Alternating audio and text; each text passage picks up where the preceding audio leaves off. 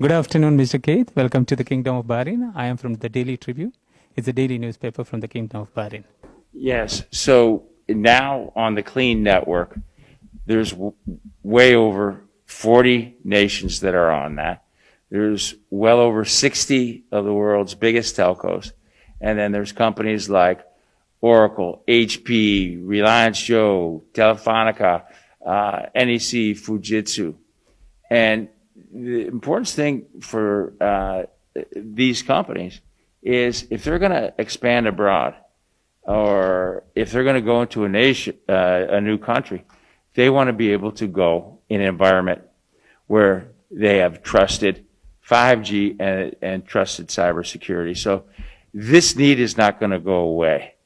And I think the world has really woken up to the fact that Huawei and ZTE is an arm of the Chinese Communist Party surveillance state, where they have a law that says any Chinese company, state-owned or otherwise, any Chinese citizen has to turn over any information, proprietary technology, intellectual property, or data upon request to the Chinese Communist Party or to the People's Liberation Army, or suffer the consequences, which can be really, really severe. So the question is, can you trust these companies?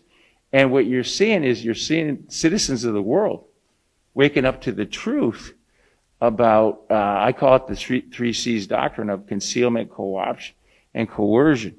And I think citizens understand that the pandemic is a result of the concealment of the virus.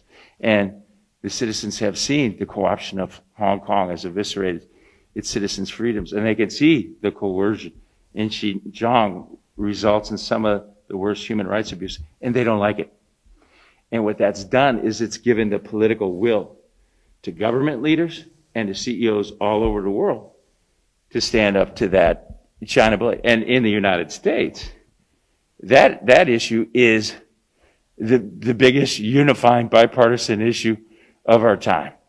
Whether you're a Democrat or you're a Republican, you're united on this fact. So it's not going away. So Bahrain has three major telecom companies. I'm going to be meeting with some of them while I'm here. Two of them are totally clean. There's one that we want to talk to that we're not quite sure where they stand. So I think Bahrain's in good shape. But just as yesterday, we had a record day and a busy day. We traveled to Kosovo and Bulgaria and North Macedonia, and then also in Slovenia as well, where we signed MOUs on this, because these telcos, they want to have cover from their country and build those regulations. So, so I think it's important. I think Bahrain has always been a leader in this region, always a great strategic partner for the United States and a great friend. Well, by the way, if you look at, Huawei and ZTE are the two untrusted providers. This has nothing to do with the United States and China, because the United States has no companies in 5G. It's two Scandinavian companies, Nokia and Ericsson, and then Samsung. So, but do you think this, especially China, when you talk about them, they are invading countries through technology? By the way, there is no doubt about it.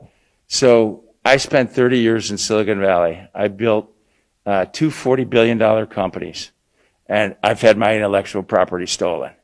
And at the beginning of the year, I took Secretary Pompeo out to Silicon Valley. I hosted him there for 4 days. First night, we had dinner at my home with 36 top CEOs. Everybody went around the table and told these horrific stories about the Chinese Communist Party's intellectual property theft. Now, I'm new to government. Since I've been in government, it's beyond my wildest imagination.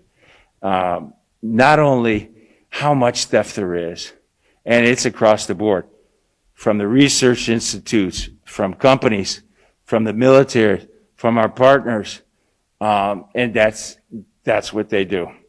And as you know, now, it's because of that National Intelligence Act. I didn't even know about that when I was running DocuSign and Ariba. So yes, it's a big deal. And even Huawei, they've stolen proprietary technology from Deutsche Telekom, T-Mobile in the U.S. I know.